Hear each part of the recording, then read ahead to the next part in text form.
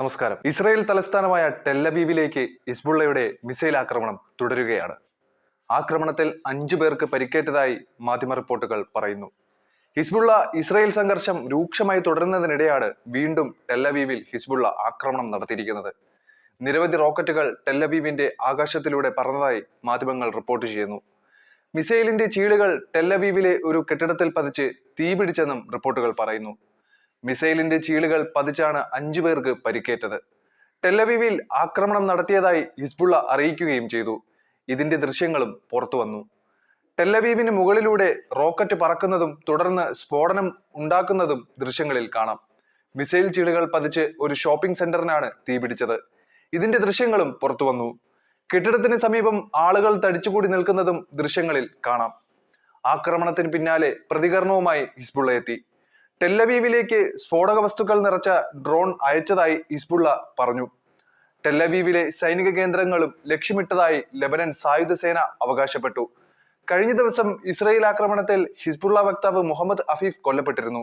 മധ്യ ബെയ്റൂട്ടിൽ നടന്ന ആക്രമണത്തിലാണ് അഫീഫ് കൊല്ലപ്പെട്ടത്. ബെയ്റൂട്ടിലെ റാസൽ നബ്ബയിലെ ജനവാസ മേഖലയിലാണ് ആക്രമണം ഉണ്ടായത്. ഹിസ്ബുള്ളയുടെ മീഡിയ റിലേഷൻസ് ഓഫീസർ ആയിരുന്നു അഫീഫ്. കുറച്ചുകാലം അൽ മനാൽ TV സ്റ്റേഷന്റെ പ്രവർത്തന ചുമതലയും ഉണ്ടായിരുന്നു. ലെബനനിൽ ഇസ്രായേൽ വധിക്കുന്ന ഏറ്റവും ഒടുവിലത്തെ ഹിസ്ബുള്ള നേതാവാണ് മുഹമ്മദ് അഫീഫ്. മുഹമ്മദ് അഫീഫ് കൊല്ലപ്പെട്ടതിന് പിന്നാലെ ഇസ്രായേലിനെതിരെ തുടർച്ചയായി ഹിസ്ബുള്ള ആക്രമണം നടത്തുകയാണ്. അതിനിടെ ഗസയിലും ലെബനാനിലും ആക്രമണം തുടർന്നുകൊണ്ടിരിക്കുന്നു ഇസ്രായേൽ.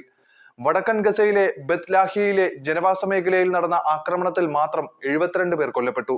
സ്ത്രീകളും കുട്ടികളുമാണ് മരിച്ചവരിൽ കൂടുതലും. 5 നില കെട്ടിടം തകർന്നാണ് കൂടുതൽ പേർ കൊല്ലപ്പെട്ടത്. നിരവധി പേർ കെട്ടിടാവശിഷ്ടങ്ങൾക്കിടയിൽ കുടുങ്ങിക്കിടക്കുകയാണെന്നും റിപ്പോർട്ടുകൾ വരുന്നുണ്ട്.